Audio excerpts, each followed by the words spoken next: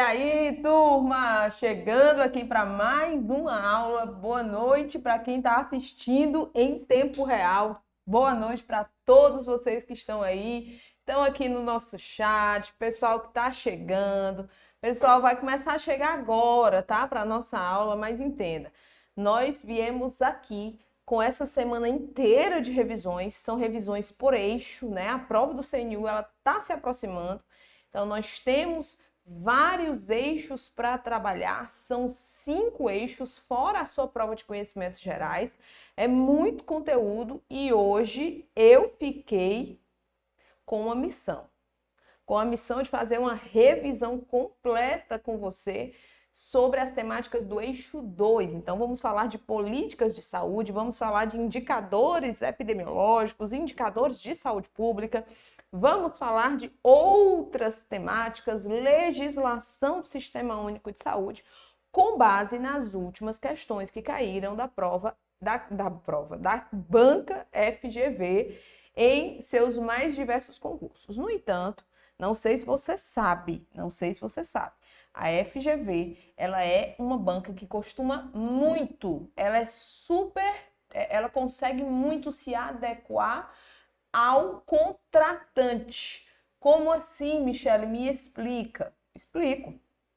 Digamos que a FGV vai fazer uma prova para um concurso de um determinado tribunal. Você vai ver que as questões elas são elaboradas para este formato de concurso, para este tipo de órgão, diferente de questões elaboradas para medir o conhecimento das pessoas que tentam o ENARE, por exemplo, que é a residência multiprofissional e residência médica de âmbito nacional. Então, você vai ver que a FGV ela consegue se adequar ao órgão contratante, tá? Que ela tá ali fazendo o concurso público. Então, pessoal, eu trouxe questões de mais alto nível, trouxe questões de grandes concursos para que você veja o perfil da FGV em concursos de âmbito mais nacional ou até mesmo regionais, mais grandes concursos. Fechado? E trouxe questões novíssimas desse ano. Trouxe questões desse ano para que a gente veja como é que está sendo o perfil esse ano da banca FGV. E diga-se de passagem que a FGV hoje, atualmente, é a banca que nós conseguimos fazer mais ter um maior parâmetro de banco de questões. Por quê? Porque a FGV ela está arrastando muitos concursos. Então, ela está sendo a banca organizadora de diversos concursos do Oiapoque Chuí.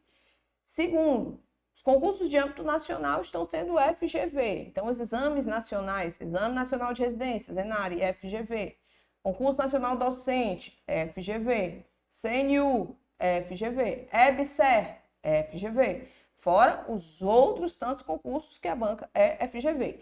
E terceiro ponto, a FGV disponibiliza as suas provas. Então, maravilha, né? Nós temos banco, nós temos como ver o perfil, nós temos como analisar com base na sua banca, sem entrar em outras. Fechado? Então, vamos nessa? Primeiro ponto que eu vou falar aqui antes de começar a resolver questões com você. Para quem não me conhece, sou a professora Michele Sampaio, sou professora especialista em saúde pública, sou professora de direito sanitário, legislação do Sistema Único de Saúde, legislação da saúde suplementar, sou professora do curso MS nós temos o curso MS há mais de 12 anos, especificamente, trabalho com concursos públicos desde 2013, então temos exatamente 12 anos de carreira aí nos concursos públicos, e esse é o curso MS, o curso que mais aprova profissionais da área da saúde. Então é o maior curso multiprofissional deste país, nós abrangemos diversas categorias profissionais. Conheça o curso MS, está aqui as nossas redes sociais, você está neste canal, então já se inscreva aí, porque todas as análises de editais, revisões, tem muita coisa gratuita aqui, inclusive da FGV, que dá para você estudar nessas últimas 2 semanas para a prova do CNU. Aqui as nossas redes sociais, então curta este vídeo, se inscreva no canal. Professor, e a sua? @profa Michele. 2 L's e um E no final, tá? Sampaio. Foi. Vamos nessa? Sem mais delongas, tirando o vermelho aqui de jogo, porque eu gosto de escrever com cores mais fechadas para ficar boa a tua visualização. Agora, vamos direto para as nossas questões, tá? Aqui eu tenho, turma, eu tenho os conteúdos que você vai estudar dentro do eixo 2, para quem ainda... Professora, não peguei nada, CNU, só fiz me inscrever, peguei nada. Pronto, aqui apresenta a vocês o eixo 2 do bloco 1, para quem vai tentar CNU, tá? Esses são todos os conteúdos do eixo 2 saúde. Então, tem aspectos históricos da política de saúde do Brasil, vem aí reforma sanitária, temos legislações relativas às políticas públicas de saúde, leis orgânicas da saúde, aqui ó, turma, 8.080, 8.142, organização, participação da comunidade, organização de conselhos e conferências de saúde. Aí temos outra temática chamada de ciência, pesquisa e tecnologia em saúde, entrando nas tecnologias em saúde, inclusive dentro da nossa preparação, tem uma aula completa sobre tecnologias para vocês, tá? Aí entramos em aspectos éticos e bioéticos nos estudos e pesquisas em saúde, metodologia da pesquisa, política nacional de gestão da tecnologia em saúde, também tem aula lá sobre isso, estudos e avaliação de indicadores de saúde, Sistema Nacional de Informação, desenho de estudos epidemiológicos para investigação de doenças e agravos, política de saúde, Sistema Único de Saúde, estrutura e organização do SUS, modelos assistenciais e linhas de cuidado, política de promoção da saúde, papel dos serviços nos diferentes níveis de assistência, diagnóstico de saúde, aí temos aqui, ó, diagnóstico, tratamento e prevenção de doenças transmissíveis, não transmissíveis e notificação obrigatória, trabalho em equipe multi, inter e transdisciplinar, penais, Política Nacional de Atenção Especializada em Saúde de 2023, Programa Nacional de Controle de Infecção Hospitalar, também tudo tem aula separadinha lá na nossa preparação sobre cada uma dessas temáticas, tá? Política Nacional de Segurança do Paciente, humanização, saúde mental, álcool e outras drogas, Política Nacional de Prevenção e Controle do Câncer, informação, aí temos ainda mais conteúdos, né? Política Nacional de Vigilância em Saúde, cenário epidemiológico do Brasil, transição demográfica, epidemiológica, doenças e agravos da saúde, determinantes sociais, processo de saúde e doença, contribuição da vigilância em saúde e ferramentas, planejamento, execução, avaliação dos processos de vigilância em saúde, das doenças transmissíveis e não transmissíveis, investigação, monitoramento, avaliação, Programa Nacional de Imunização. Então, temos aí saúde pública e muito abrangente dentro do CNU, mas agora nós vamos focar nos conteúdos que mais caem. Antes de eu resolver a primeira questão, vou falar mais uma coisa para você. Vou orientá-lo, tá bom? Então, professora, se tiver aí algum documento que você acha que vão ser extraídas aí algumas questões desse eixo, ou até mesmo de outros eixos, cita aí para eu pegar amanhã, eu vou estudar o eixo 2 e eu focar. Além das políticas, pessoal, vamos lá, programas e políticas que estão sendo citados aqui, você precisa estudar. Então, quando eu falo política nacional de saúde mental, política nacional de humanização, promoção da saúde, vigilância em saúde, você tem documentos que você acessa de forma direta, tá? Direta essas políticas. Então, é importante que você tenha pelo menos uma noção básica sobre essas políticas. Outro ponto importante são as legislações básicas do Sistema Único de Saúde, que nós chamamos de legislação estruturante, que estruturam a organização, funcionamento, financiamento, gestão do Sistema Único de Saúde. Aí tem estabelecido lá princípios e diretrizes. Estou falando da Lei 8.080, Lei 8.142, temos aí Decreto 7.508. Professora, mas não está diretamente aqui não, mas quando ele fala legislações relativas à saúde, ele pode sim, de uma forma indireta, cobrar outras legislações estruturantes dentro da sua prova, mas basicamente Lei 8.080, Lei 8.142 são as que você não pode ir para a prova sem estudar, tá bom? Ou agora, professora, quando ele entra aí na parte de doenças crônicas não transmissíveis, quando ele fala de indicadores, onde é que eu vejo isso? Você vai ver 2 documentos, preste muita atenção. O primeiro documento é o plano Anota, tá? Pega papel e caneta e anota. Se você não baixou o material, tá aí, ou a equipe tá aí, e ela vai te ajudar com o material. Eu tô falando do Plano Nacional de Saúde, tá? 2024, 2027. Onde é que eu encontro? Google. Só digitar isso aqui lá no Google e baixar o arquivo em PDF, tá? E você, Plano Nacional, outro, tá? Nacional de Enfrentamento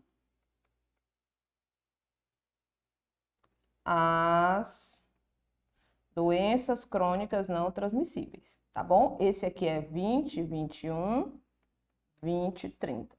2021, 2030. Então, pega esses dois documentos e guarda aí e dá uma olhadinha, tá bom? Principalmente indicadores. Outro ponto importante, vamos pensar. Boa parte das vagas do bloco 1 são para o INSS. No INSS, nós temos Seguridade Social como um eixo, né? E temos outro eixo chamado de Previdência Social. Obviamente, você vai aprofundar-se aí com o professor Diogo, com o professor Júlio César, na nossa preparação, e também aqui, ó, todos dois estão participando ativamente do nosso revisaço. Então, você vai se aprofundar com o professor Júlio César, com o professor Diogo, dentro dessas duas temáticas, Seguridade Social e Previdência Social. Mas, preste atenção, existe também a possibilidade dos aspectos constitucionais que falam da Seguridade Social serem cobrados na sua prova nesse quesito saúde. Então, quando nós falamos sobre aspectos históricos, sobre reformas sanitárias, sobre legislações básicas do Sistema Único de Saúde, indiretamente a FGV está dizendo, olha, eu posso cobrar o foco principal do bloco 1. Por que eu falo que é o foco principal do bloco 1? Porque é a instituição que tem o maior número de vagas dentro desse bloco.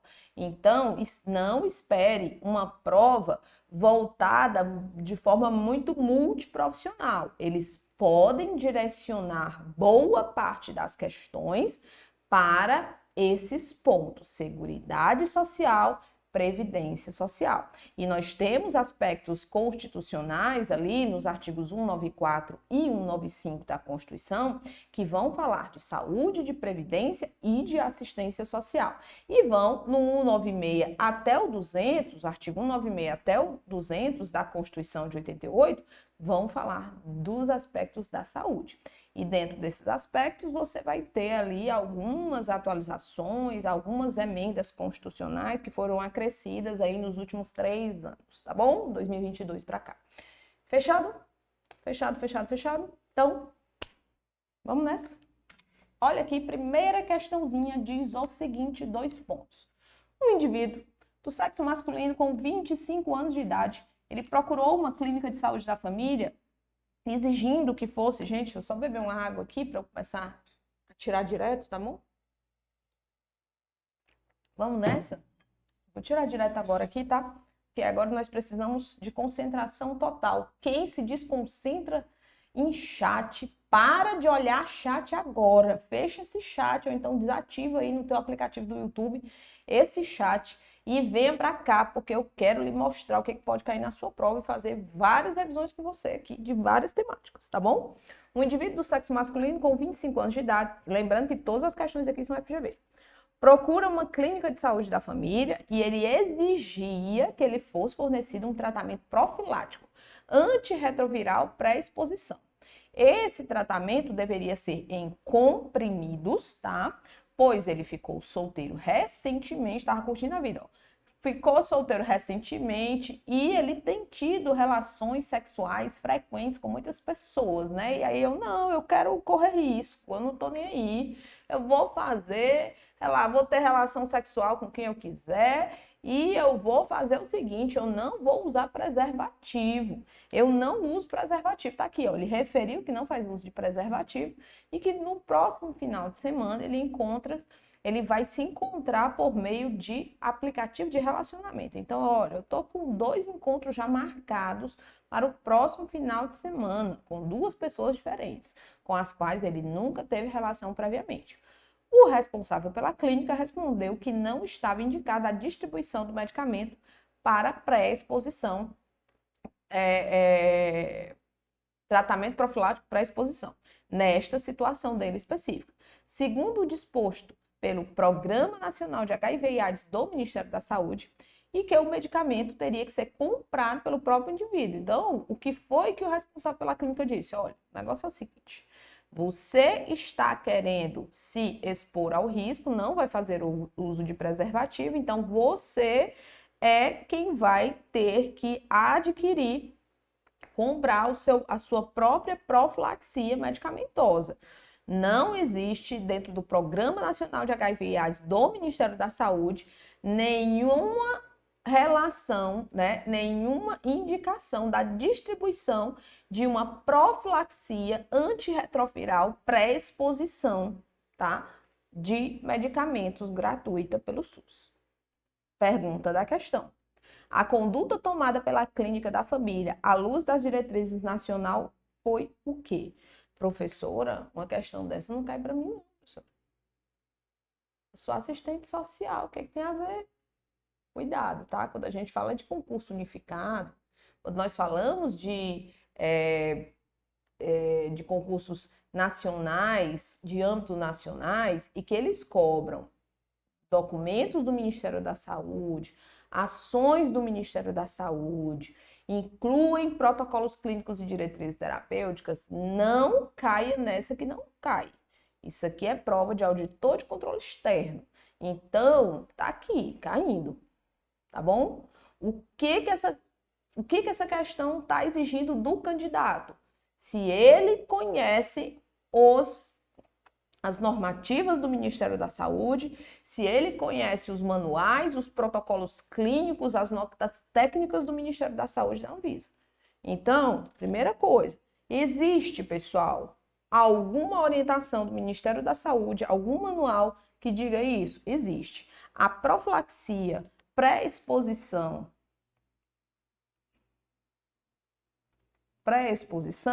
ela pode acontecer de duas formas. Ela pode ser diária e ela pode ser sob demanda. Além de existir um PCDT que fale isso aqui, existe uma nota técnica que trata só da profilaxia sob demanda. Entendeu? E a profilaxia ela é feita com 2 tipos de medicamentos, uma associação de 2 medicamentos, o tenofovir e como é o nome, gente? Encitrabina, algo assim, tá?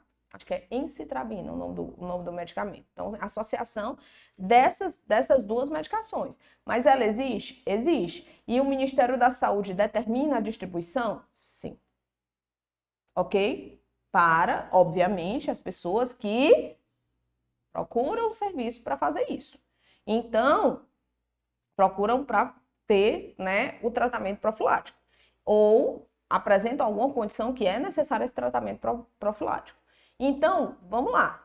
Quer dizer que o responsável pela clínica está errado? Tá. A conduta dele, a orientação dele foi equivocada, né? Porque talvez ele não conhecia o documento, o PCDT do Ministério da Saúde, muito menos a nota técnica, que no caso aí do paciente de 25 anos, ele está querendo sob demanda, não é isso? Então, vamos lá. O item A, vamos agora ver qual o item correto. O item A diz assim, a conduta tomada pela clínica é correta, porque o medicamento só pode ser distribuído se a pessoa relatar que vai ter relações sexuais com uma parceira HIV, com um parceiro HIV positivo, o que não era o caso, errado.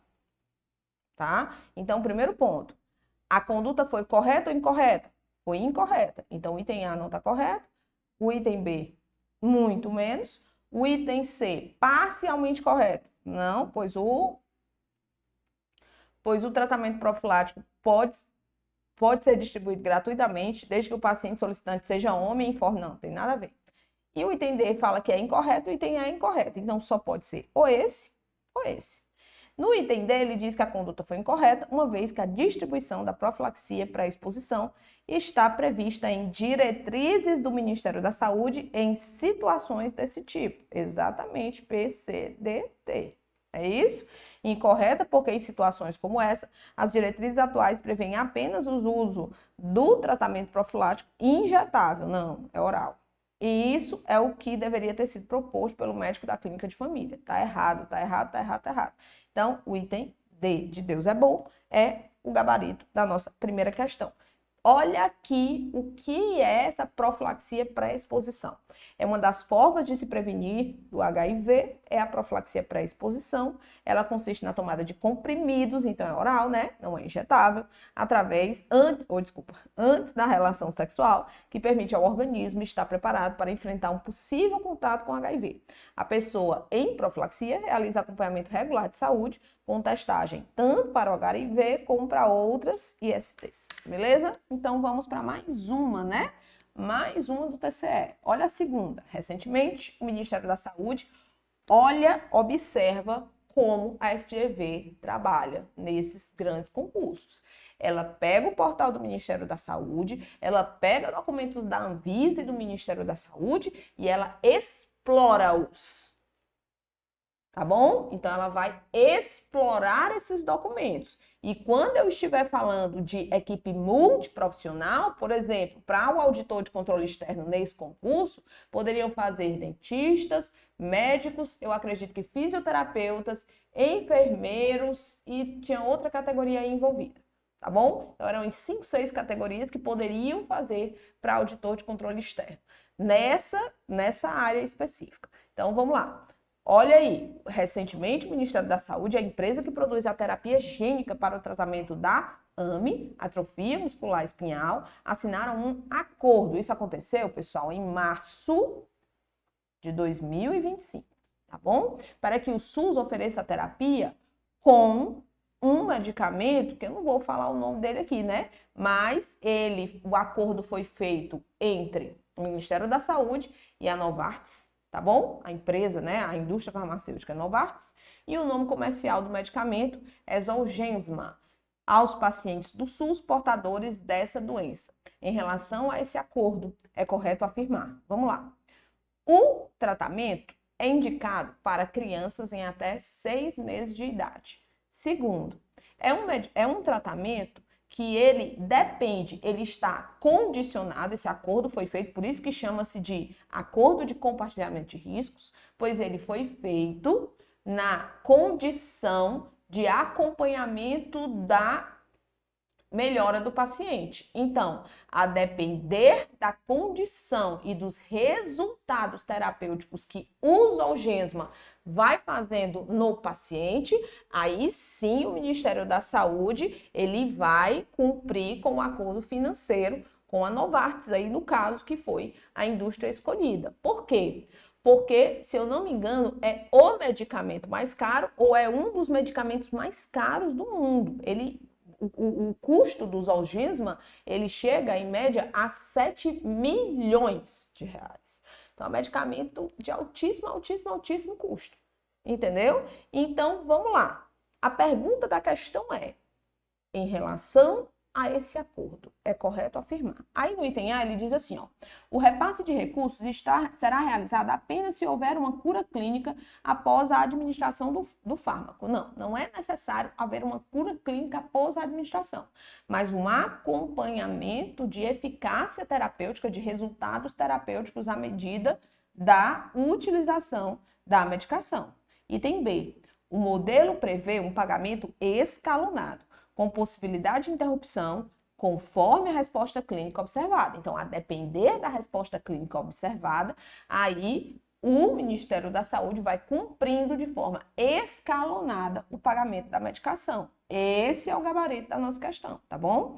A inclusão no programa contempla todos os subtipos clínicos da AME. Não são todos os subtipos, até porque tem uma idade limite para a utilização do Zolgensma.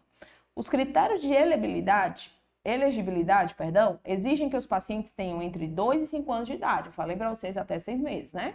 A necessidade de suporte ventilatório, ainda que intermitente, constitui um impedimento. Não, até 16 horas de suporte ventilatório, a pessoa pode utilizar a medicação. Olha aqui, ó. O Zolgensma, isso aqui é do portal do Ministério, deixa eu até sair daqui para você enxergar. O Zolgensma é a primeira terapia gênica incorporada ao SUS para crianças de até 6 meses de idade e que não estejam com ventilação mecânica acima de 16 horas por dia. O que o item E diz? O item E diz que a necessidade de suporte ventilatório, mesmo que seja intermitente, é um impedimento para participar do programa. Não é um impedimento, tá? Ele coloca aí um limite de horas por dia de utilização de ventilação mecânica invasiva. Então, item B, confirmando o gabarito da nossa questão. Olha as questões boas, né? Terceira questão, sobre o monitoramento e o financiamento do Sistema Único de Saúde, analisa comigo as afirmativas a seguir. A terceira é boa. A terceira é boa e eu questionei a terceira e até hoje questiono, porque o gabarito oficial da terceira questão é o item, de acordo com o gabarito lá, né? É o item D, tá, gente? Mas vamos lá, vamos ver se é o item D mesmo. Sobre monitoramento e financiamento do Sistema Único de Saúde, analise as afirmativas a seguir.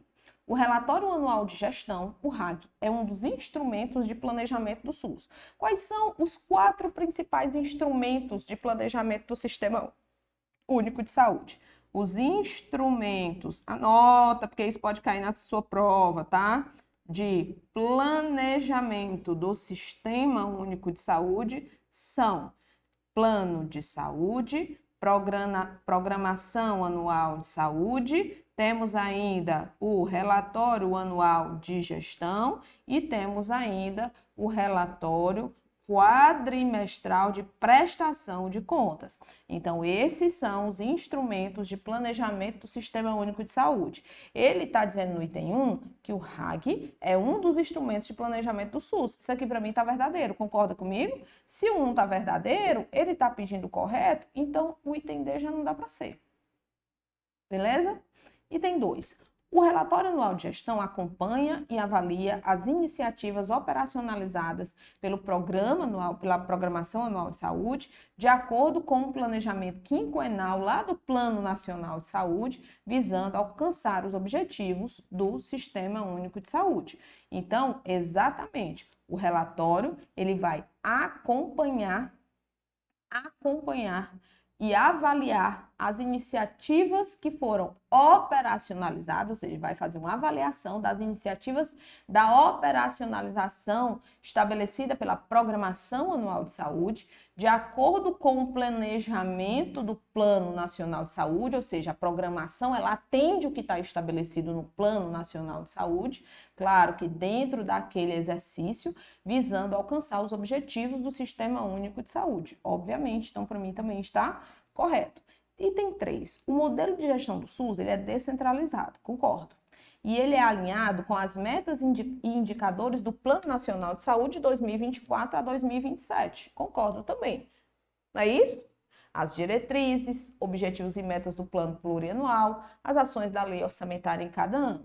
Então, o modelo de gestão é descentralizado, ele busca atingir as metas e ele está alinhado com os indicadores do Plano Nacional de Saúde, ele está alinhado também com as diretrizes e metas do plano plurianual e com as ações da lei orçamentária de cada um dos anos, mas sem atuação do Conselho Nacional de Saúde. Agora, olha para mim e me diz, o modelo de gestão do SUS, ele não tem a atuação do Conselho Nacional de Saúde, se o Conselho Nacional de Saúde é a forma que eu, profissional, você, profissional, a população como um todo, de âmbito nacional, tem de participar da gestão do Sistema Único de Saúde, então o Conselho de Saúde, ele vai atuar com toda certeza. Conselhos estaduais, conselhos municipais, claro que cada um no seu âmbito, mas eu estou falando de plano nacional, eu estou falando de plano plurianual, então eu vou ter a atuação do Conselho Nacional de Saúde. Então, esse 100 aqui, para mim, mata o item 3. Então, para mim, não é item D, tá? Gabarito lá tá item D. Gabarito dessa questão aqui, para mim, é item C. Tá bom? Então, uma questão muito questionável. Mas eu não poderia deixar de revisar os instrumentos de gestão com você, não poderia deixar de questionar a atuação do controle social do SUS através de conselhos e conferências na gestão do Sistema Único de Saúde, porque isso pode ser uma questão da tua prova. tá bom? Lá no dia da prova do CNU. Sobre gastos públicos como fonte de financiamento da saúde, analisa comigo as afirmativas e assinale V para verdadeira e F para falso. Vamos lá. No primeiro item da quarta questão, ele diz assim, ó: o Estado brasileiro investe proporcionalmente ao seu PIB mais do que a média quando comparado a outros países que adotam sistemas públicos e universais de saúde. Pessoal, no artigo 196 da Constituição Federal, ele diz o seguinte: a saúde é um direito de todos e um dever do Estado. Então, a Constituição, ela inicia a seção saúde, o que ela estabelece sobre saúde no seu texto, com uma grande promessa. Qual é a grande promessa ali do Estado para com a saúde da população brasileira? É que saúde é direito de todos. E a segunda sentença diz: saúde é dever do Estado. Então, ele está dizendo assim, ó: eu como Estado, eu tenho a obrigação constitucional de entregar para todos da vacina ao transplante. Da vacina ao transplante. Só que em contrapartida, por outro lado, o financiamento estabelecido na mesma Constituição e regulamentado por lei complementar, ele não consegue entregar a promessa. E aí temos um problema crônico de financiamento do SUS. E isso torna o Brasil um dos países que menos apresenta porcentagem substancial do seu PIB em investimentos em saúde, já que o seu modelo de atenção é um modelo universal. Então, países com modelo universal de assistência à saúde, eles investem muito mais do que o nosso país, que promete tudo. Deu para entender? Então, o primeiro item diz: o Estado brasileiro investe proporcionalmente ao seu PIB mais do que a média, quando ele se compara com outros países. Não, ele investe menos, tá bom? Então, essa primeira aqui tá falsa. Menos do que a média. Vocês estão compreendendo? Quem está aqui no chat que está compreendendo, faz assim para eu saber. Quem está no chat, vai dando um legal. Estou entendendo, professor. Ok. O item 2 diz o seguinte: os gastos públicos constituem a principal fonte de financiamento da saúde na maior parte dos países do mundo. Então, com certeza, gasto público é a principal fonte. O poder público, ele é a principal fonte de gastos de financiamento da saúde em grande parte do mundo. Isso está verdadeiro na nossa quarta questão, tá bom? E a terceira diz assim: no Brasil existe uma assimetria significativa entre os recursos direcionados à saúde ao setor público e os recursos direcionados à saúde ao setor privado, e o respectivo atendimento à demanda de cada setor. O que vocês acham? Quem investe mais em saúde? O setor público, né? Onde o Brasil investe mais em saúde? No setor público, no sistema, ou no setor privado? Professora, obviamente é no setor público, porque mais gente precisa. Não. Só 25% da nossa população tem acesso e utiliza o serviço privado. Mas isso representa, tá, muito mais, em muito maior grau, a porcentagem de gastos do poder público com saúde do que no próprio setor público. Então, o que ele está afirmando é correto, que existe uma assimetria significativa entre os recursos direcionados aos setores públicos e ao privado da saúde, tá bom? E o respectivo atendimento à demanda de cada setor. Se uma parcela menor da população precisa e tem acesso ao setor privado, consequentemente, isso era para ter um gasto menor. O poder público era para gastar menos com o setor privado. E é o contrário, tá? Por isso que ele chama de assimetria, tá verdadeiro. Então, F, VV, o gabarito é o E de eu vou passar. Olha aqui alguns dados para vocês do Ministério da Saúde. Em 2019, 40% do gasto em saúde foi direcionado ao setor público. No mesmo ano, em 2019, 75% da população dependia exclusivamente desse setor para atendimento. De outra forma, 60%. Ó, 40% setor público. De outra forma, 60% do gasto com saúde no Brasil é direcionado ao setor privado, que atende 75%? Não, que atende 25% da população. Deu para entender, né? Aqui eu coloquei alguns dados para vocês fiquem aqui experts, claro. Caso a FGV printe um negócio desse aqui, por exemplo, aqui foi tirado do CIOPS, que é o Sistema de Informações dos Orçamentos Públicos com Saúde, que ele vai fazer um relatório, né, ou diversos relatórios, ele vai fazer a prestação de contas dos gastos com saúde, e olha aqui, o gasto total em bilhões com ações e serviços públicos de saúde entre 2012 e 2022, aí ao longo de 10, 11 anos, né? Então, nós temos aqui em 2012, 321,9 bilhões e em 2022, 403,8 bilhões. Lembrando que 2020 e 2021 nós tivemos uma diferenciação aí bem substancial, porque Covid-19,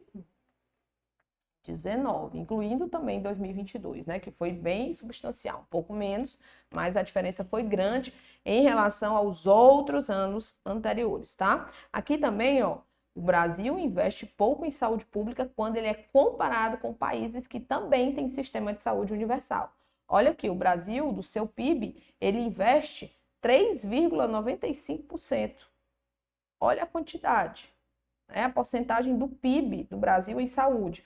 Olha a porcentagem da Suécia, do PIB da Suécia, 9,14%, da Dinamarca, do Reino Unido, tá? Então, olha aí a quantidade de diferenciação entre um país de proporções continentais, que promete dar vacina ao transplante, com outros países aí, como Suécia, Dinamarca, Reino Unido, Canadá, Espanha, Portugal, né? Então, olha a diferença, são países com sistemas de saúde universais. Isso aqui pode fácil ir parar no enunciado da prova sua, tá? Ou os dados escritos ou o próprio gráfico. Então, vamos lá. Sobre os processos de fiscalização e monitoramento da vigilância sanitária, relacione as áreas listadas a seguir com as respectivas definições. Então, eu quero só as definições, a sequência das definições de monitoramento, farmacovigilância, Vigimed, tecnovigilância e biovigilância. Então, vamos começar? Olha o primeiro aqui comigo, lê comigo e vamos tentar identificar de que definição é essa. A vigilância dos eventos adversos e queixas técnicas de equipamentos, de produtos, de diagnósticos de uso in vitro e de materiais de uso da saúde. Que vigilância é essa? Isso é monitoramento, isso é farmacovigilância, isso é Vigimed, isso é tecnovigilância ou isso é biovigilância? Com certeza essa definição é a definição de tecnovigilância, tá? Que é a vigilância de eventos adversos que podem acontecer e queixas técnicas com equipamentos, produtos de diagnóstico in vitro e materiais de uma forma geral de uso na saúde. É um conjunto de ações de monitoramento e controle que abrangem todo o ciclo do uso terapêutico de células, de tecidos, de órgãos humanos, desde a doação até a evolução clínica do receptor e do doador vivo, com a finalidade de obter informações relacionadas aos eventos adversos para prevenir a sua ocorrência ou sua recorrência. Então, gente, é a vigilância e o monitoramento de todo o ciclo do uso terapêutico, sabe de quê? De produtos vivos, células, tecidos, órgãos humanos. O nome disso é biovigilância. Então, número 5 aqui. É a vigilância dos eventos adversos aos medicamentos e às vacinas. Está muito claro, farmacovigilância. Não é isso? É o processo de coleta sistemática. As questões cobram muito, né? Estabelecem muito, colocam muito dos seus itens que as vacinas elas não fazem parte, não estão envolvidas aí dentro da farmacovigilância, tá? Aqui tá claro que as vacinas também, tanto medicamentos como vacinas. E aí temos aqui, é o processo de coleta sistemática de dados de segurança dos produtos, análise e interpretação de dados e outras informações, da adoção de medidas de prevenção e controle, da avaliação da medida adotada e da disseminação de informações sobre um produto autorizado para uso humano pela Anvisa. O nome disso é monitoramento. Então, aqui é um, só sobra ele. E, obviamente, eu tenho aqui, ainda que incluiu 3, que é o Vigimed. É o sistema da Anvisa para o recebimento de notificações de eventos adversos a medicamentos e a vacinas. Então, tenha cuidado para não confundir, certo? Farmacovigilância, que é um sistema de vigilância, com um sistema para receber notificações de eventos adversos a medicamentos e a vacinas, que é o Vigimed. Então, cuidado para não confundir aí os dois. Então, 4, 5, 2, 1, 3, gabarito B de boa noite. Sexta questão, boa noite nada, pode ficar aí, viu? Tem muita aula aqui ainda, muita. Considerando a Política Nacional de Assistência Farmacêutica e também a Política Nacional de Medicamentos de 1998, né, PNM, assinale a afirmativa que descreve corretamente uma política de medicamentos ou de assistência farmacêutica. Sexta questão, item A, diz assim, ó, a Relação Nacional de Medicamentos, a RENAME, é atualizada a cada 4 anos. Não, a RENAME é atualizada a cada 2 anos, tá? Sendo um grande desafio para os gestores do SUS, 2 anos. Item B, de bola. Olha aí, o Programa Farmácia Popular do Brasil tem como objetivo principal a ampliação do acesso aos medicamentos por meio de uma rede própria de farmácias. Não, ele faz acordos, convênios com as farmácias privadas, né? E não uma rede. Não existe uma rede própria farmácia popular. Não existe uma rede específica, né? Montada uma estrutura chamada de farmácia popular aí no Brasil, nos municípios, nas cidades, nas esquinas, como existem a rede farmacêutica aí do Brasil todo, né? Vocês conhecem as grandes redes, então tá incorreto também. Item C. O Programa Farmácia Popular no Brasil está voltado para farmácias públicas, sem a participação de estabelecimentos privados. Não, acordo entre os dois, então tá errado também. A expansão do Programa Farmácia Popular no Brasil é denominada de Aqui tem farmácia popular, com certeza. Já viram, né? Esse slogan, com certeza já viram aí dentro das farmácias, né, do Brasil. Item E, o Programa Farmácia Popular do Brasil contempla tratamento para 4 indicações ao todo, é mais. Então, são mais. Então, tá errado. Item D é o que nós temos. Olha aqui o que o Ministério da Saúde no seu portal fala.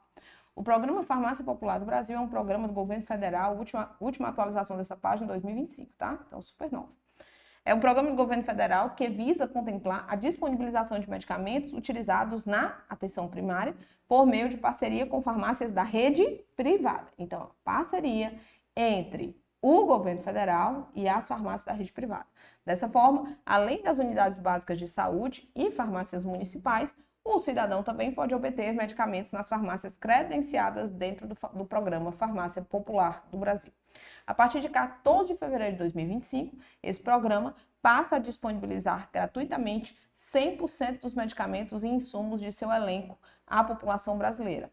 O programa, lembra que ele colocou ali 4 indicações? Ele atende 12 indicações, contemplando medicamentos para hipertensão, diabetes, asma, osteoporose, dislipidemia, rinite, doença de Parkinson, glaucoma, diabetes mellitus associada a doenças cardiovasculares e também anticoncepção, 12.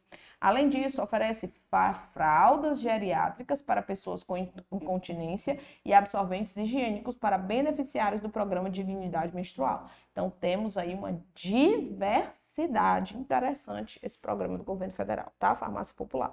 Tá aí um resumo para você, caso caia na sua prova. Fechado? Vamos para mais uma? Os dados do Sistema de Informação sobre a Mortalidade, o SIM, referentes a 2010 e 2011, e o Sistema de Vigilância de Fatores de Risco e Proteção das Doenças Crônicas por inquérito telefônico, que é o famoso Vigitel de 2023, permite traçar um retrato fidedigno do perfil epidemiológico das doenças crônicas não transmissíveis do Brasil. Gente, pense numa banca que gosta de cobrar perfil epidemiológico de doenças crônicas não transmissíveis, é essa, a FGV. Aí temos aí a associação dos dados do SIM, tá? 2010, 2011, ele colocou no enunciado, e os dados, as informações do inquérito Vigitel de 2023, sobre o quê? Doenças crônicas não transmissíveis. Aí vem a pergunta da FGV. A respeito do cenário das doenças crônicas não transmissíveis, assinale a afirmativa que descreve corretamente a evolução de sua incidência nas últimas décadas. E aí é indicadores puro, pessoal. O item A da 7ª questão, ele diz o seguinte: a prevalência da obesidade, que é o IMC superior a 30 quilos por metro quadrado, diminuiu de 2006 para 2023. Pelo contrário, A prevalência da obesidade, ao invés de diminuir, ela aumentou. Aumentou de 2006 para 2023, tá? Isso é informações do Vigitel. Item B de bola. A prevalência da diabetes aumentou de 2006 para 2023, sendo menor entre as mulheres quando comparada aos homens. Não, pessoal, é o contrário. É maior entre quem? Entre as mulheres, tá bom? Então, é maior entre as mulheres quando comparada aos homens. Mas a prevalência do diabetes entre 2006 e 2023, ele aumentou? Sim. Mas a frequência do diabetes é maior nas mulheres, tá bom? E não menor, tá errado. Item C. A prevalência da hipertensão arterial autorreferida é aquela pessoa que quando ela recebe o telefonema do pessoal do inquérito, né, realizando o inquérito do Vigitel, ela diz assim, olha, eu fui diagnosticada com pressão alta, tá? Eu tenho hipertensão, sou hipertensa. Hipertensão arterial autorreferida. A prevalência dessa hipertensão diminuiu entre 2006 e 2023. Diminuiu não, aumentou. Aumentou, tá bom? Item D. A proporção da mortalidade por doenças crônicas não transmissíveis no total de óbitos em âmbito nacional, ela diminuiu entre 2010 e 2021. Então, a mortalidade total por doenças crônicas não transmissíveis, nacionalmente falando, ela reduziu, né? Combate a fatores de risco. Então, beleza, tá correto? Gabarito. Item E da nossa sétima questão diz o seguinte: as evidências científicas apontam que atuar em fatores de risco produz pouco impacto nas doenças cardiovasculares e diabetes tipo 2, quando comparado ao impacto com vários tipos de câncer. Tá errado, né? Então, os fatores de risco têm alto impacto nas doenças, tá bom? Fator de risco tem alto impacto nas doenças cardiovasculares e no diabetes mellitus tipo 2. Tá errado. Ok? Ele colocou aqui pouco. Não, alto impacto. Então, gabarito, item D. Várias informações aí para vocês. Olha outra questão aí, ó. Tô suspeitando que vai cair questão sobre o Plano Nacional de Saúde 2024-2027. Algum dado lá. O Plano Nacional de Saúde 2024-2027 traz um panorama atualizado da epidemiologia das mortalidades transmissíveis. A respeito de algumas das principais doenças transmissíveis de importância epidemiológica no Brasil, analise as afirmativas a seguir. Vamos lá. O primeiro item da oitava diz assim, que no que se refere à raiva, dos últimos 10 anos, foram confirmados diversos casos da doença em humanos, sendo majoritariamente a doença transmitida pelos morcegos. Isso está verdadeiro, tá? É um dado verdadeiro. Item 2. O número de casos prováveis de chikungunya teve redução em 2023. Sim, reduziu em 2023, quando comparado ao mesmo período do ano anterior, 2022. Está verdadeiro também esse dado. O esforço para controlar e prevenir a malária não demonstrou resultados positivos nas últimas 2 décadas. Pelo contrário, o esforço para controlar e prevenir a malária, ele vem demonstrando resultados positivos nas últimas décadas, principalmente nas 2 últimas. Então, está falso isso aqui. É 1 e 2 que são os corretos, então o gabarito aí tem D de dado. Ó, questão bem direta, questão cobrando ou sabe ou não sabe, ou viu ou não viu, o documento chamado Plano Nacional de Saúde 2024-2027, que traz diversos indicadores. Então é importante você dar uma olhadinha nele antes da sua prova. Olha o que ele diz aí sobre a malária. O esforço para controlar e prevenir a malária demonstrou resultados positivos nas 2 últimas décadas. Entre 2003 e 2022, o Brasil apresenta uma redução de 67,9% dos casos autóctones de malária, passando de mais de 400 mil para menos de 130. Olha a redução, é extremamente significativa, né?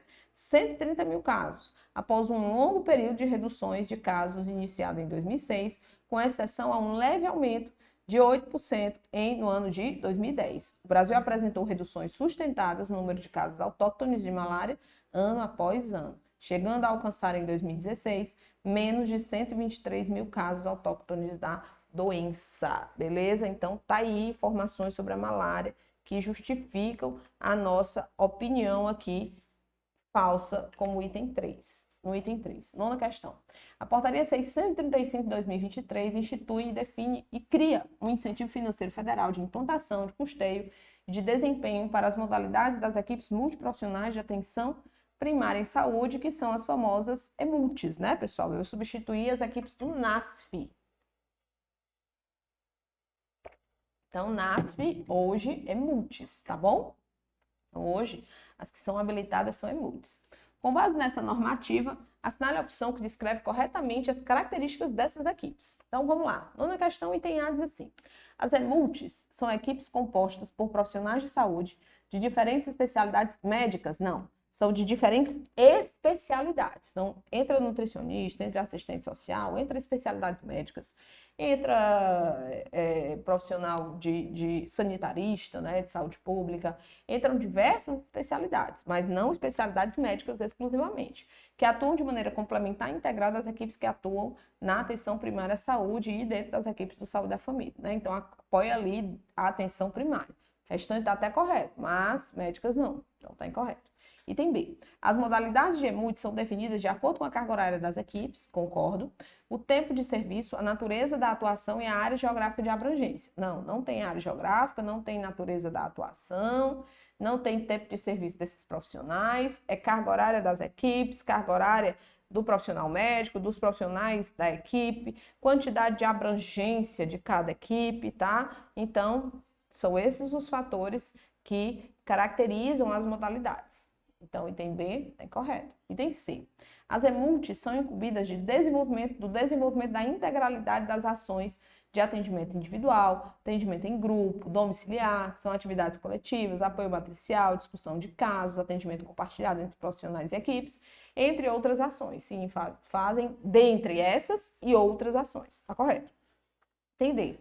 As EMULTs são classificadas em 4 modalidades. Não, são 3. Quais são as modalidades? Agente de combate às endemias. Lembra aí, ó, ACE, ampliada, complementar, estratégica, tá bom? Ampliada, complementar, estratégica. Aquele colocou 4, já errou. Ampliada, complementar, estratégica e da família. Não tem essa da família, não.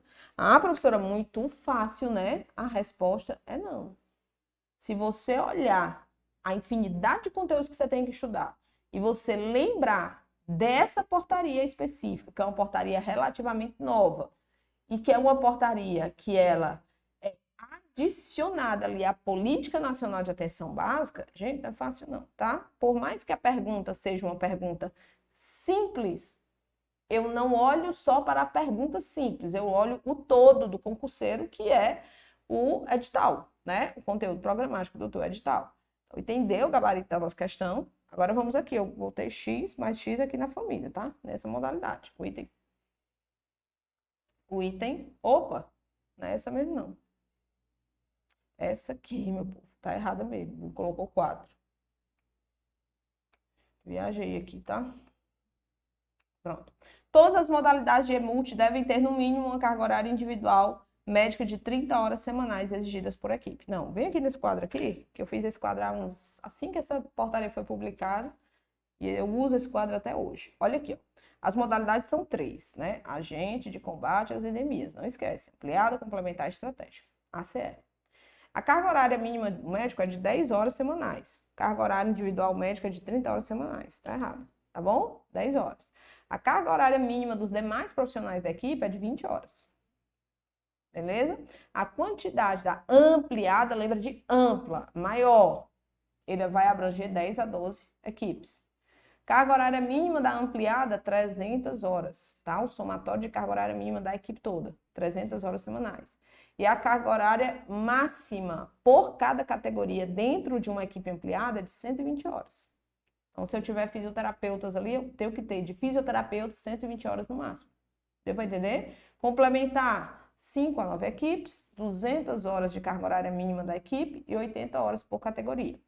Estratégica, 1 a 4 equipes, abrangência, 100 horas a carga horária mínima da equipe, 40 horas a carga horária máxima por categoria profissional dentro da equipe estratégica.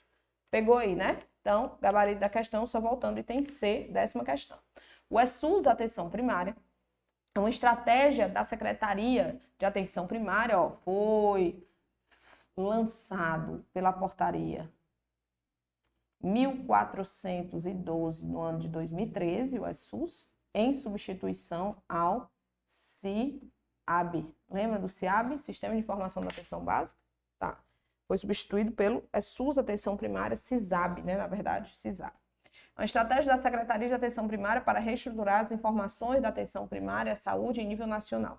Essa ação está alinhada com a proposta mais geral de reestruturação do sistema de informação em saúde do Ministério da Saúde, entendendo que a qualificação da gestão da informação é fundamental para ampliar a qualidade no atendimento à população. A respeito da estratégia SUS, analisa comigo as afirmativas a seguir, típica da FGV, né, para analisar aí as afirmativas da questão. Então, vamos lá. Trata-se de uma informatização qualificada do SUS, com certeza, né? Então, é informatizar algo que anteriormente, não estava informatizado. O objetivo é consolidar um modelo de gestão de informação já existente. Então, ele muda o modelo. Ele não consolida um modelo, ele muda o modelo de informação. Tá bom? Falso. Apoia a qualificação dos cuidados dos usuários mediante o aprimoramento da coleta e também a melhoria da análise dos dados na atenção primária? Com certeza. Então, tá verdadeiro aqui. O I3, ó, gabarito, ó, é isso aí, vamos para cima. O que é o ESUS Atenção Primária, segundo o portal do Ministério da Saúde? Lê comigo, porque pode ser que a questão não seja assim, mas ela seja assim, ó. Cobre isso aqui, tá bom? O ESUS Atenção Primária é uma estratégia da Secretaria de Atenção à Saúde, Secretaria de Atenção Primária, para reestruturar as informações da atenção primária em nível nacional. Estratégia SUS-APS faz referência ao processo de informatização qualificada do SUS em busca de um SUS eletrônico, é SUS, e tem como objetivo concretizar um novo modelo, tá bom? Não é consolidar um modelo que já existia, mas concretizar um novo modelo de gestão de informação que apoia os municípios e os serviços de saúde na gestão efetiva da atenção primária e na qualificação dos cuidados dos usuários. Ó, veja bem, o que é importante aqui você entender sobre o sistema de informação. Que, geralmente, a FGV, ela cobra características dos sistemas de informação, tá? Então, quando ela entra realmente em um sistema específico, ela vai perguntar o objetivo desse sistema, o que é esse sistema, o que ele mede, né? Quais são as informações que ele dá. Então, são características gerais do sistema de informação. Quando nós estudamos para concursos com base na banca FGV, eu sempre digo isso, pessoal, entenda primeiro o básico, depois você aprofunda.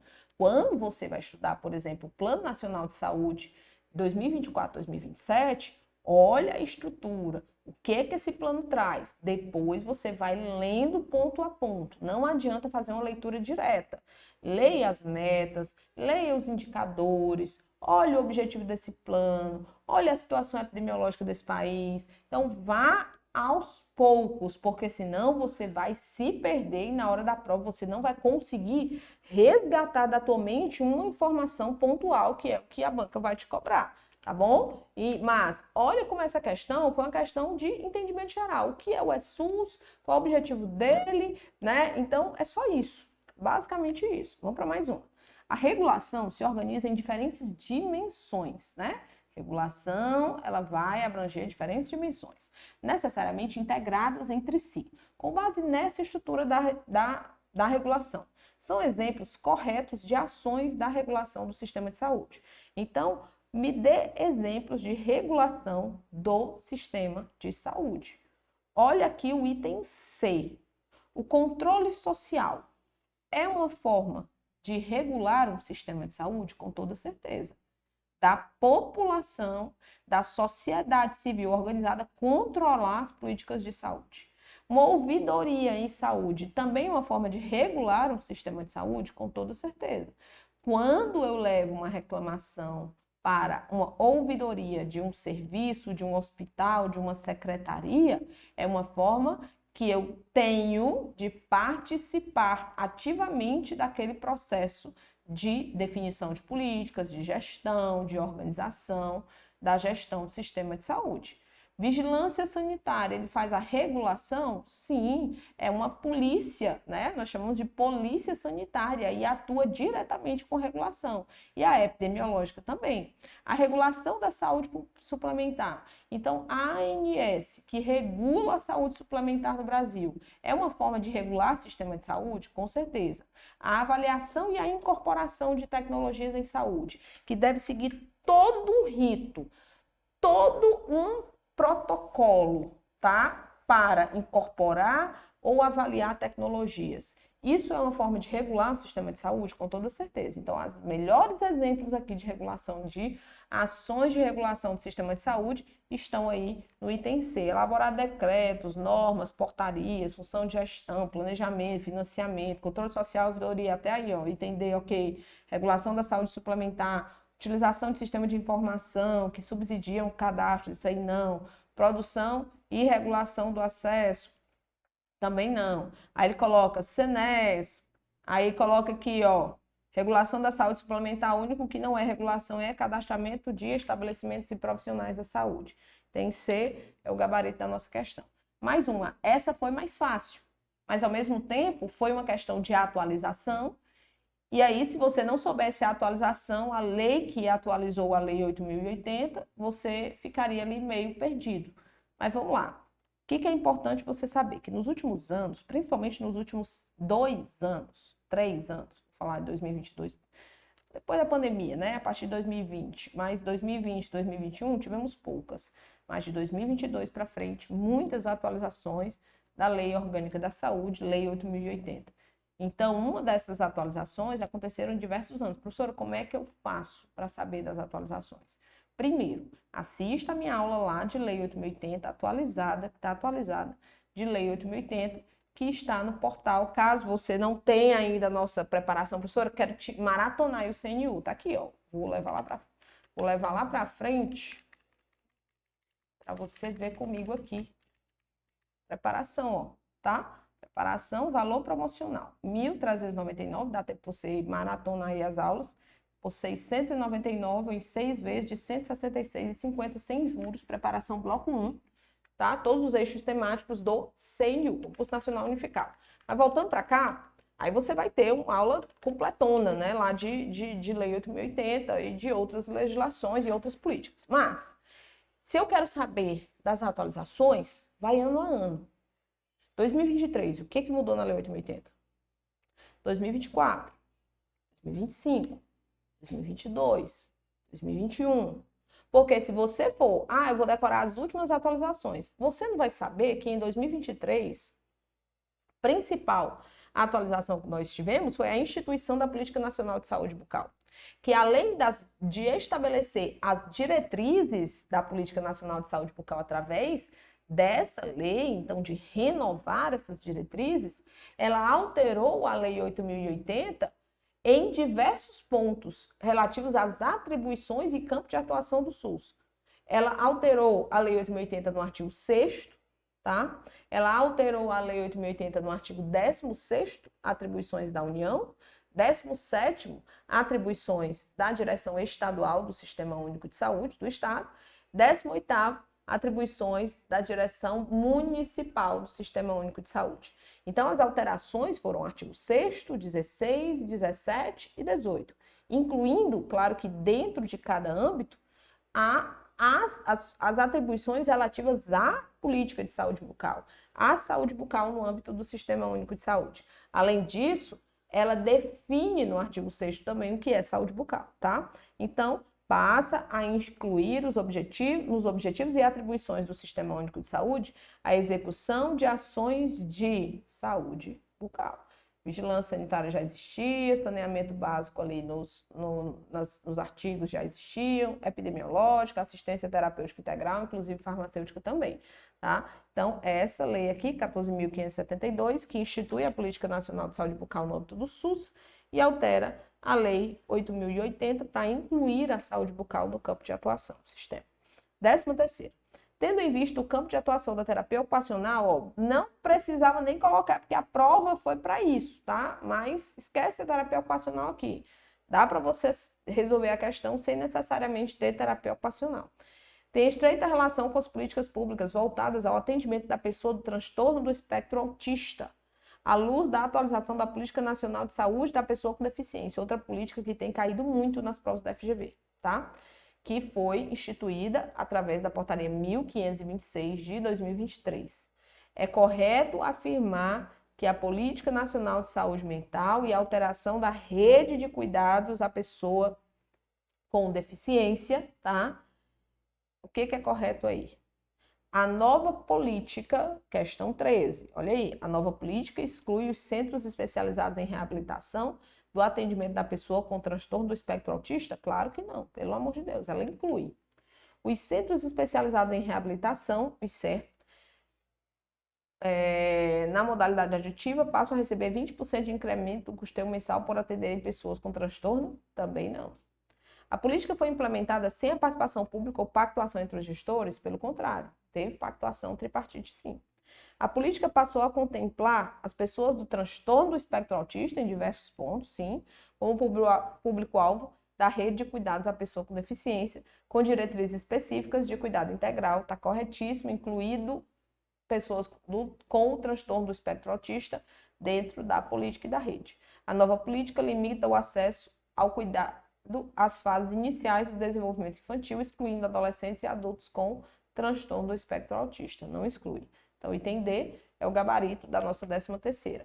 Olha aqui o que ele coloca lá dentro, de acordo com a portaria 1526 de 2023. Instituição de linhas de cuidado informadas, tá? Uma das diretrizes. Informadas por evidências científicas voltadas a pessoas com deficiência, entre elas, mas não restrita, a pessoas com transtorno do espectro autista, pé torto congênito, trissomia do cromossomo 21, pessoas estomizadas e outras condições de saúde, considerando lógica de atenção interprofissional, multiprofissional e também interdisciplinar. 14ª questão. Olha a história. Uma equipe multiprofissional do Sistema Único de Saúde realiza um atendimento domiciliar a um paciente idoso com sequelas neurológicas graves, disfagia e dependência funcional total. A fonoaudióloga realiza visitas periódicas, orienta a família quanto ao manejo de alimentação e estimula estratégias de comunicação alternativa. A pergunta da questão é: a Lei 10.424 de 2002 incluiu a assistência domiciliar como parte das ações do SUS. Na verdade, essa lei aqui, pessoal, ela incluiu lá no artigo 19 da Lei 8.080 um subsistema de atendimento e internação domiciliar. Tá bom? E sobre esse subsistema, ele quer o item correto. Item A da 14ª questão diz assim, ó: a assistência domiciliar, ela deve integrar as ações do SUS, priorizando pacientes com dificuldade de locomoção e necessidade de cuidados contínuos. Então, quando eu falo da atenção domiciliar, a atenção domiciliar, ela vai ser cada vez mais necessária proporcionalmente ao grau de dependência ou de impossibilidade do indivíduo se locomover até o serviço de saúde. Então, quanto mais cuidado contínuo do domicílio e maiores as dificuldades de locomoção até o serviço de saúde, mais esse indivíduo vai precisar de atenção no domicílio. Então, beleza. Ó, prioriza esses pacientes? Prioriza. Item B. A assistência domiciliar no Sistema Único de Saúde aplica-se apenas aos municípios com mais... Não, de jeito nenhum, tá? Porque a atenção domiciliar não precisa ser feito de forma individual por municípios. Ele pode ser feito de forma regionalizada, ou seja, a junção ali de diversos municípios para que haja o serviço de atenção domiciliar. O atendimento domiciliar é destinado apenas a pacientes com doenças transmissíveis em fase terminal? Óbvio que não.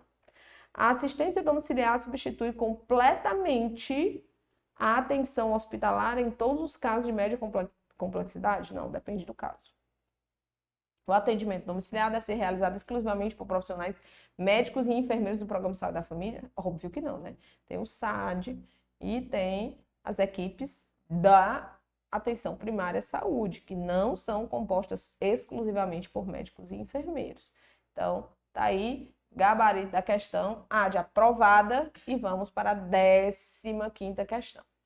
Entre as ações estratégicas do Ministério da Saúde para enfrentar as doenças crônicas não transmissíveis, vamos lá, pessoal.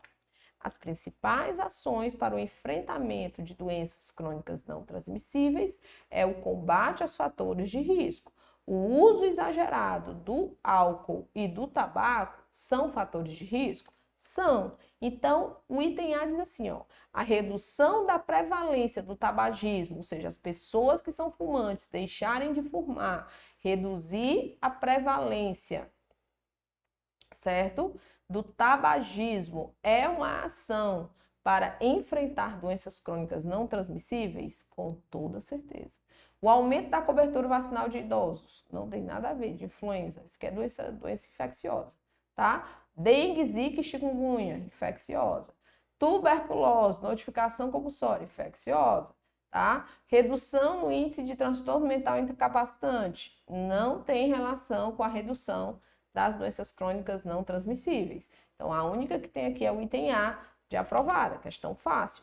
Lá naquele Plano Nacional de Enfrentamento às Doenças Crônicas Não Transmissíveis, nós temos na página, vou até colocar a página aqui para ti, ó, página 85 desse documento, as ações estratégicas. Aí temos ações na promoção da saúde, na vigilância em saúde. Não deu para colocar tudo aqui porque é bem extenso, tá? São uns 4, 5 quadros. Então, dê uma olhada. Página 85, o documento que eu falei para você lá no começo da aula. 16ª. De acordo com as recomendações do Ministério da Saúde para o rastreamento das infecções sexualmente transmissíveis, os profissionais do sexo devem ser rastreados semestralmente, pessoal. Semestralmente, tá bom? Então, o rastreamento deve ser feito semestralmente. Então, não é ano, não são 2 anos, não são 2 meses, não são 3 meses, a cada 6 meses. Beleza? Profissionais dos sexos devem ser rastreados para infecções sexualmente transmissíveis. O indicador de saúde, taxa de mortalidade infantil. Olha essa, como é direto. Ó. Taxa de mortalidade infantil diz respeito ao número de óbitos em menores de quantos anos? TMI é a taxa de mortalidade infantil, é a relação entre o número de óbitos em crianças menores de 1 ano, certo? E o número de nascidos vivos. Então, tem essa relação aqui. Se fosse taxa de mortalidade na infância, eu tenho menores de 5 anos. Mas taxa de mortalidade infantil, menores de 1 ano. Tem A. 17ª. 18ª. A Política Nacional de Humanização, também conhecida como Humaniza SUS, olha o Humaniza SUS aí na sua prova. É uma política pública do SUS que visa transformar as práticas de atenção e gestão alicerçadas nos seguintes princípios. Pergunta da FGV, que vive caindo nas provas da FGV. Princípios da PNH. A PNH ela tem 3 princípios básicos. Indissociabilidade ou inseparabilidade, mesma coisa, tá bom? Indissociabilidade entre atenção e gestão, transversalidade, protagonismo, autonomia e corresponsabilidade dos sujeitos e dos indivíduos. Então, são esses 3 princípios básicos. Onde é que eles estão aqui no item? Me fala o item. Vou direto. Item B.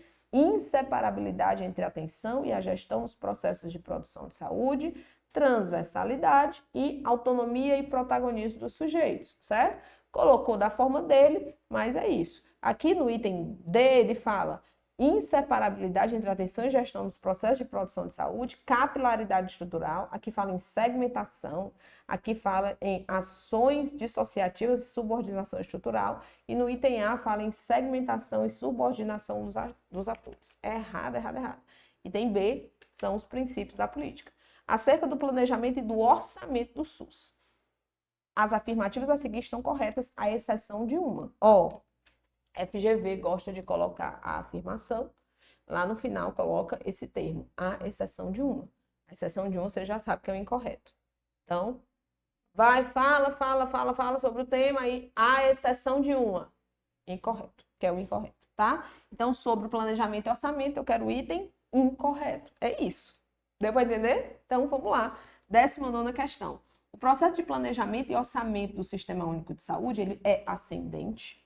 Então, o planejamento ele começa lá na unidade básica de saúde ou na unidade de saúde da família, através do planejamento das equipes, vai para a regional, depois vai para a Secretaria Municipal de Saúde. Dessas secretarias, todas as secretarias mandam e é feito o planejamento estadual de saúde, lá na Secretaria Estadual de Saúde, e, por fim, planejamento de todos, né, os estados do Brasil, são base para a construção do Plano Nacional de Saúde, lá no Ministério da Saúde. Então, ele ascendente, do nível local, até o nível federal. Deu para entender? Ouvindo seus órgãos deliberativos, por isso que para planejar tem que haver a atuação dos conselhos de saúde, por isso que aquela questão lá que eu questionei lá atrás, a segunda ou terceira questão do nosso material aqui, eu estou mais uma vez justificando o meu questionamento em relação à questão. Compatibilizando as necessidades da política com a disponibilidade de recursos nos planos de saúde dos municípios, estados e Distrito Federal. Verdadeiro. Os planos de saúde serão a base das atividades e programações de cada nível de direção do SUS e o financiamento será previsto dentro da proposta orçamentária. Show de bola. Lei orçamentária. É vedada a transferência de recursos para financiar ações que não estão nos planos de saúde, exceto em situações emergenciais e situações de calamidade pública na área da saúde. Beleza, está correto também.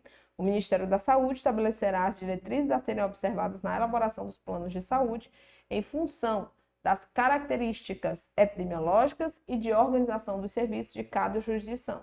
Não é o Ministério da Saúde, é o Conselho Nacional de Saúde quem estabelece as diretrizes para a elaboração dos planos de saúde. Está incorreto. Está onde, professora? Decreto 7.508 de 2011, que regulamenta a Lei 8.080. Não será permitida a destinação e subvenções de auxílios a instituições prestadoras de serviços de saúde que tenham finalidade lucrativa. Show de bola, está corretíssimo. Gabarito é o item D de Deus é bom. Massa, né? Questão toda com base na Lei 8.080, exceto o gabarito. O gabarito é com base na regulamentação da Lei 8.080, feita pelo decreto, tá aqui ele, ó, 7.508 de 2011. Tá bom?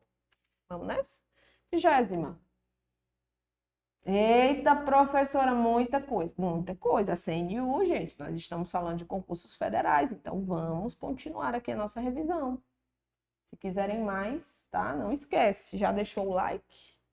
Só vai passar quem deixar o like, viu? Então, deixe logo seu like aí, deixe seu comentário depois, comente essa aula, porque isso é importante, isso nos entusiasma a fazer mais conteúdos gratuitos para vocês.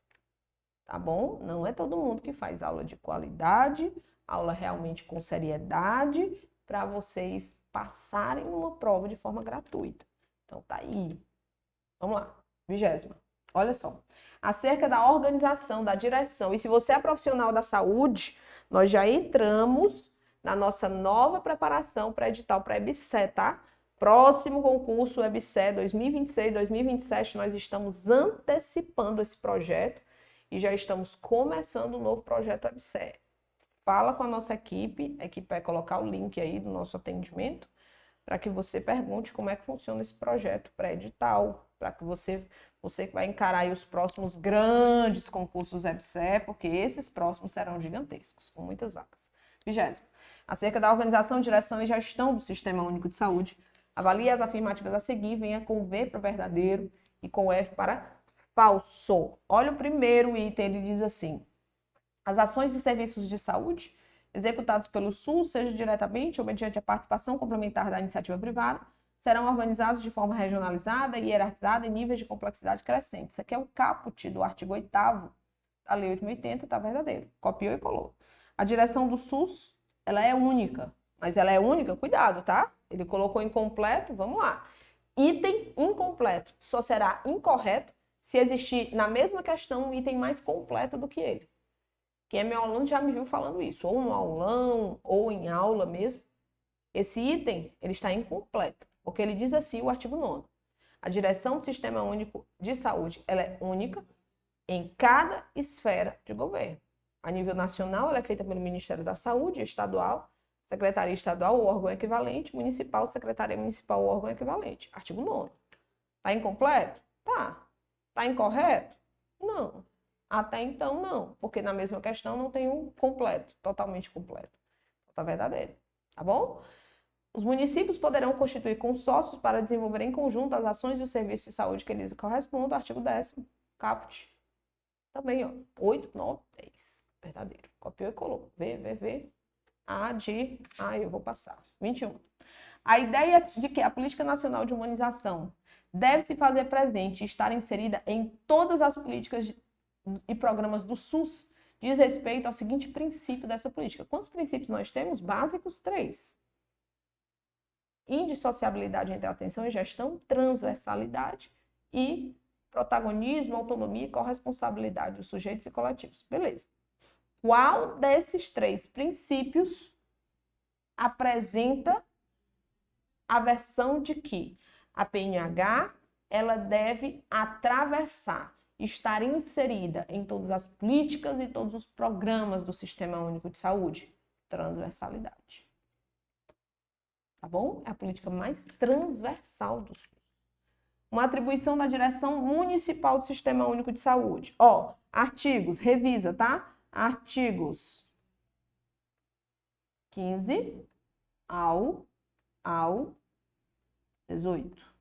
Revise lá a Lei 8.080, porque eu quero as atribuições do ente federativo que faz o SUS acontecer de verdade lá localmente, chamado Secretaria Municipal de Saúde ou Direção Municipal do SUS, tanto faz. Formular políticas de alimentação e nutrição, isso é nacional, isso é falso. Isso não é município.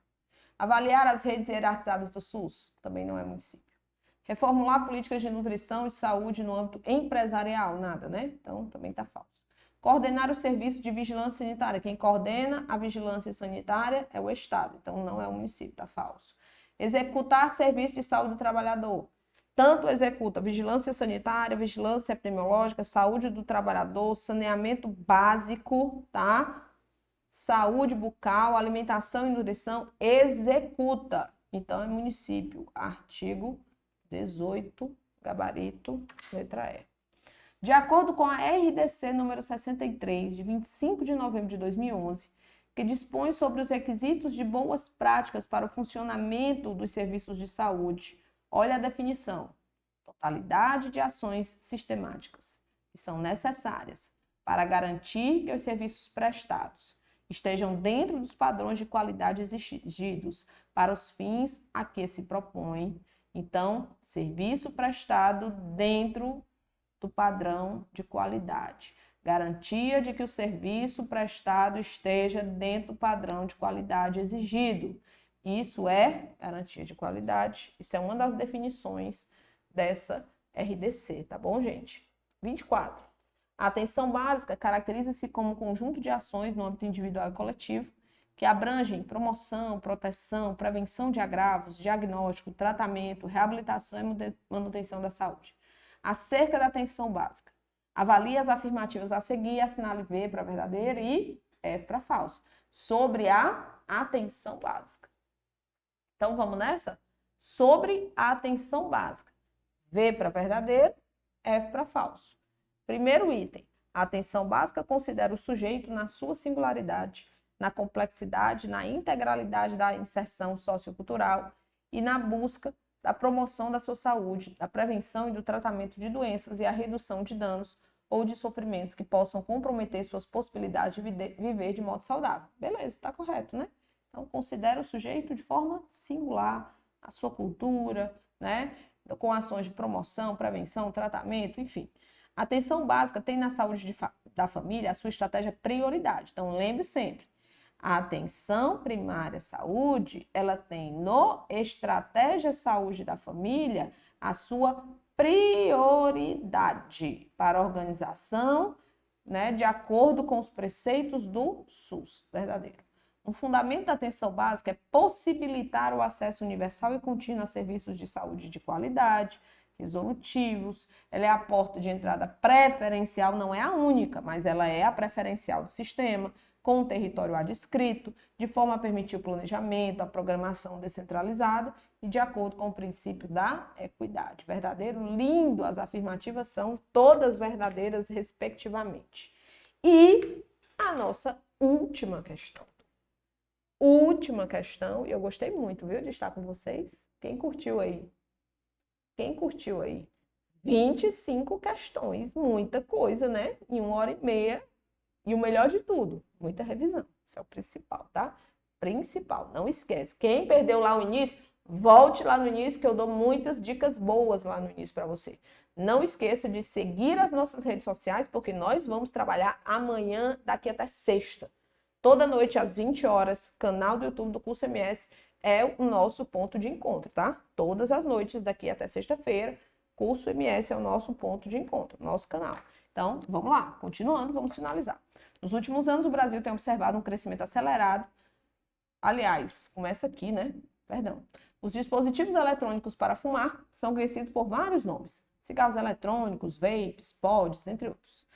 Nos últimos anos, o Brasil tem observado um crescimento acelerado do uso dos DEFs, especialmente entre adolescentes e jovens adultos. Com base nesse cenário, acerca dos impactos sociais e comportamentais do uso dos dispositivos eletrônicos de fumar no Brasil, assinale o item correto, tá? Então, ele vai falar sobre impactos sociais e comportamentais do uso desses dispositivos. Lá no item A, ele diz assim, ó, os DEFs estão muito difundidos entre adolescentes, pois carecem de regulamentação no país. Não, já temos regulamentação sobre o uso deles, tá?